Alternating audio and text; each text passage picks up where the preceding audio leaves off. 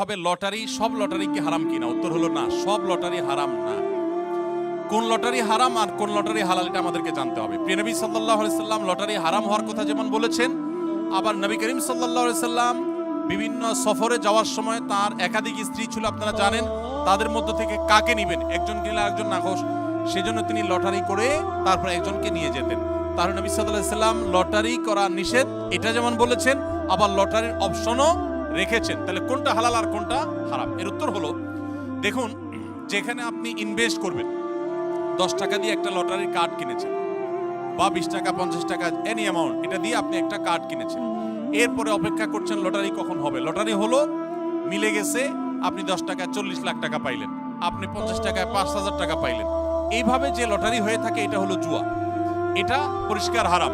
আল্লাহ সুবহানাহু ওয়া তাআলা বলেছেন যে ইন্নাল খামরা ওয়াল মাইসিরা ওয়াল আনসাবা ওয়াল আজলাম রিজসুম মিন আমালিশ শাইতান ফাজতানিবুহু, এটা হারাম।